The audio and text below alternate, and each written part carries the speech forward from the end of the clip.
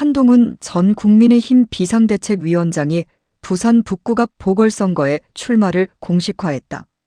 지난 4월 14일 부산 북구 만덕이동 행정복지센터에서 전입신고를 하며 강한 의지를 드러냈다.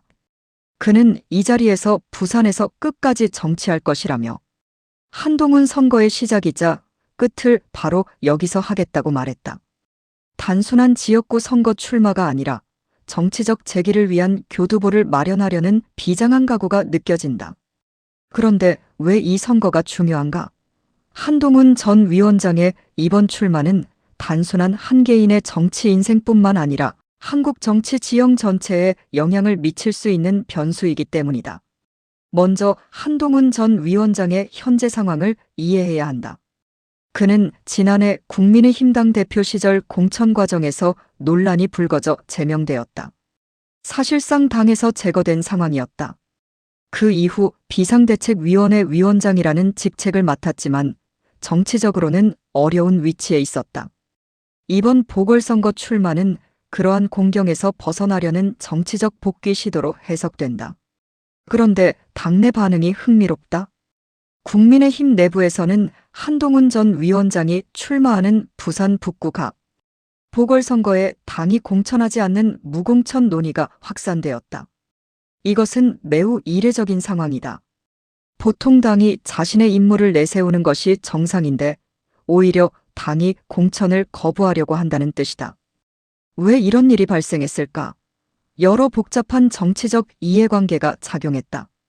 서병수, 김도읍, 한기호 의원 등 당내 비당권파를 중심으로 무공천 주장이 제기되었다.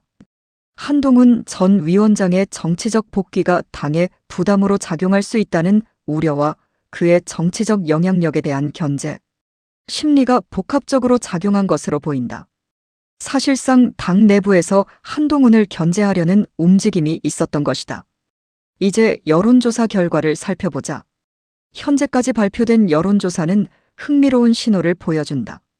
양자 대결 구도에서 조국 혁신당 대표와 한동훈 전 대표가 맞붙는다면 어떻게 될까? 조국 대표가 29.1%를 기록하고 한동훈 전 대표는 21.6%를 기록했다. 한동훈이 뒤지고 있는 상황이다. 그런데 더 주목할 점은 43.8%가 다른 인물 지지 또는 지지 인물 없음으로 응답했다는 것이다. 부동층이 거의 절반에 가깝다는 뜻이다. 이제 사자 대결 구도를 보자.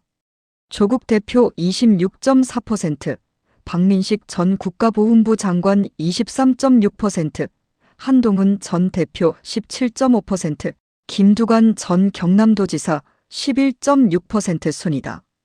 한동훈 전 대표가 약 17.5%로 박민식 전 장관에게 밀리고 있다. 더 흥미로운 건 조국 제외 3자 대결 구도다. 박민식 전 장관 24.0%, 김두관 전 지사 20.1%, 한동훈 전 대표 19.2% 순이다. 보수 진영 내에서 한동훈 전 대표가 박민식 전 장관에게 지속적으로 밀리고 있다는 것을 보여준다. 이것이 의미하는 바는 무엇인가? 한동훈 전 대표의 정치적 기반이 생각보다 약해졌다는 뜻이다. 당내 제명과 그 이후의 정치적 소외가 지지층을 상당히 잃게 했을 가능성이 크다. 한편 더불어민주당의 상황도 주목할 만하다. 전재수 의원이 부산시장 출마를 공식화했고 이에 따라 부산 북구갑에서 보궐선거가 진행될 가능성이 높아졌다. 민주당이 누구를 후보로 내보낼지는 아직 명확하지 않지만 여론조사에서 조국 대표의 지지율이 한동훈 전 대표보다 높다는 점은 야권에 유리한 상황을 보여준다.